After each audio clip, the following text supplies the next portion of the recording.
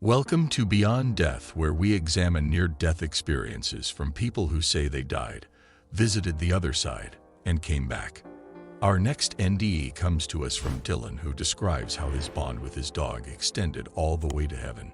This near-death experience may very well be the answer to "Do our pets go to heaven?" Let's get into it. When I was around 12 years old, my dad had went out of state to visit relatives or something. I remember I had wanted to go with him, but school was still in session, so he and my mother decided it best if I stay with my dad's sister, my Aunt Heather. I'm not going to bore you with a day-to-day play on how that went, but when Dad returned, he brought with him a boxer pup as a gift for me. It was my first pet ever. I think it took me maybe a week before I settled on naming him Blaze. There is definitely something to be said about the bond that forms between a boy and his dog.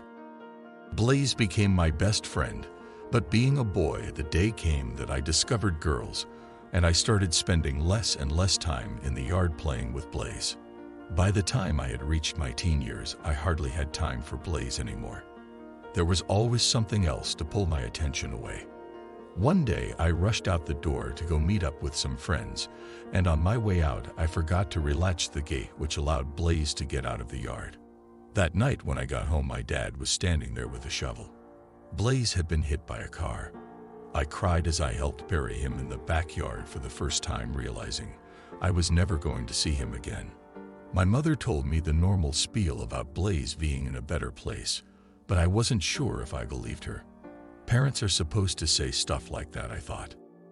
That could have been the end of a rather sad story experienced by boys, since the dawn of time had my own destiny not chosen to allow it to continue in a way I could never have imagined.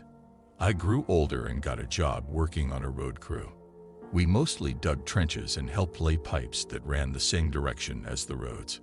These pipes ranged in use from being ordinary sewage to being smaller pipes that the Department of Transportation used to shield their fiber optic wires for traffic cameras.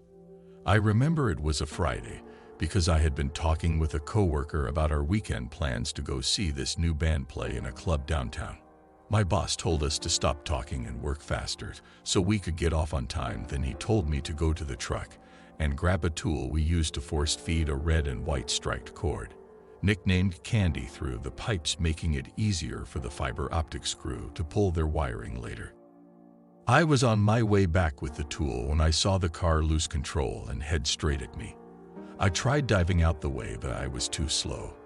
What's weird is in my head I could see things slow down, and my brain calculated how screwed I was before impact ever occurred. I remember pain and feeling something wet running down my arm. I remember trying to sit up as my boss screamed for someone to get him the first aid kit and call 911. I started getting cold and tired, but could hear someone saying for me to just hold on. Help's coming. Aside from the initial pain, my death was rather easy, pleasant even. I was now floating above my body and could see my boss backing away as the paramedics arrived. I felt detached from the entire situation, not caring about what happened anymore to that body. Off to my right, I saw the tunnel appear and began floating towards it. And I went without a care in the world. I don't know what I can say about traveling through the tunnel that hasn't been said in countless other NDs, so I will skip the journey and get to the destination. When I came out of the tunnel, I was in a large field of wildflowers. Every color under the rainbow and then some. They were the most vibrant colors I had ever seen, and the flowers seemed to sing. Not a song with words or lyrics, but definitely a toned chorus that was a pure delight to my ears. I remember catching an aroma of lilac coming from the flowers and thinking that this place was so beautiful. Across the field, I saw a man approaching me. He was dressed normally, which is to say he did not wear a robe, but more like Dockers and a button-down dress shirt tucked in. He, however, did not wear any shoes at all, which I thought was odd. "Beautiful place, isn't it?" he said to me when he got close enough. I know everyone says they communicated through their minds during their NDE, but when I say this man talked to me, his lips moved. "Where are we?" I asked. "It doesn't really have a name, but you could call it paradise," the man replied before adding, "Would you care to see more?" "I think I would," I answered. We began walking across this beautiful field of flowers, and gradually a small house came into view, which we walked towards. The house was more like a mountain cottage, small in stature, and fit this picturesque scenery perfectly. It was almost something straight out of a painting. Next to the house flowed a narrow stream of slow-moving water that was the clearest blue imaginable. As we grew even closer, this man, whom I still did not know, told me that someone wanted to see me. "Who?" I asked.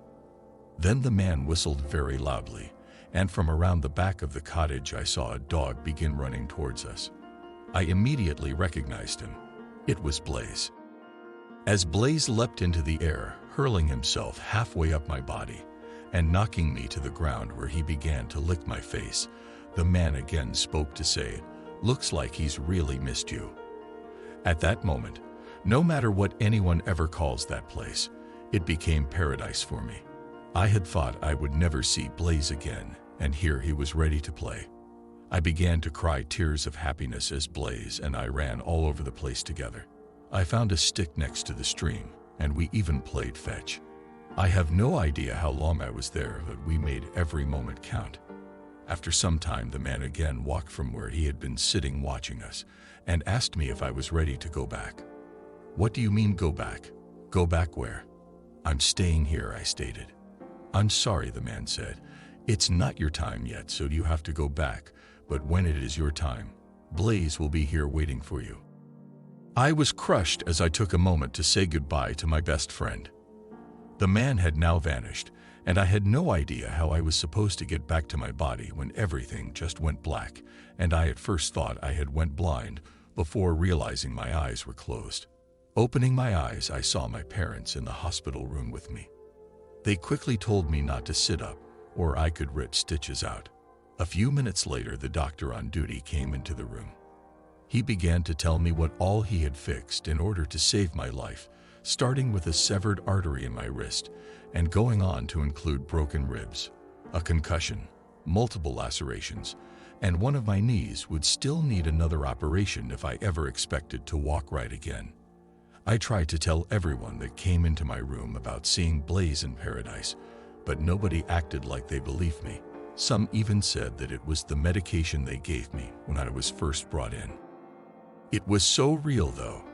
I have seen others state that their NDEs were realer than real, and that is exactly what this was. I'm not big on religion, and I did not see Jesus, nor did I talk with God or angels. I did not have a life review, but I did visit paradise, and I have faith that the day will come when Blaze and I run through that field of flowers again. Dylan. Notes from Beyond Death. If you have had a near-death experience you would like to share with our community, please feel free to email it to the email provided in the description. Submissions should be at least 1,500 words to be considered. Drop a comment below telling me what you think about Dylan's experience. Until next time, stay blessed.